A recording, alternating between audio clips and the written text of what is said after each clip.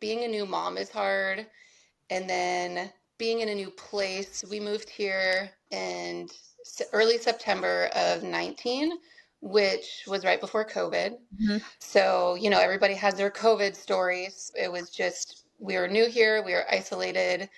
My husband went overseas our first 2 winters. So, not just cold weather, but where we are in Alaska, up in Fairbanks, the interior, we're famous for -40 degrees. So again, like, yay, an adventure. We like, how do we navigate this? It was never a thought of this is going to be horrible. We're not going to survive. It was always just how do we learn and how do we adapt? But that positivity in my brain, like, quickly went down when he was gone the first 2 winters, and then isolation from COVID, seasonal depression out here. I've never experienced anything like that in my life on top of postpartum. So it's just like my world came crashing down. So it's especially with him being gone, like that's hard not to have your spouse, like, physical support right here with you. So it felt like the Twilight Zone. It was so bizarre. I'm like, how did we try and work so hard to make this happen and get our lives here?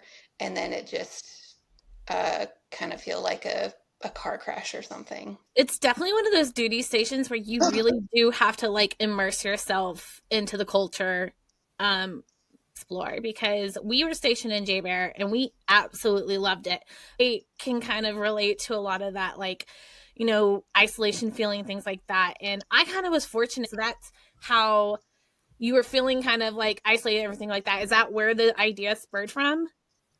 Yeah, absolutely. Because like you said, having that connection and that group of people, especially in Alaska. Alaska's different, and it's hard to explain unless you've been here, not only for the isolation, but just it is intimidating and it is truly wild out there, and you can get hurt so easily. And I was very aware of that and trying to not be naive about the situations I was putting myself and my daughter in, not really understanding the so being a military spouse, the first community you meet are other military members and other spouses and partners that are in in my husband's unit the whole time. And it's horrible here and just not what I needed. So I was just like, crap, well, these aren't my people.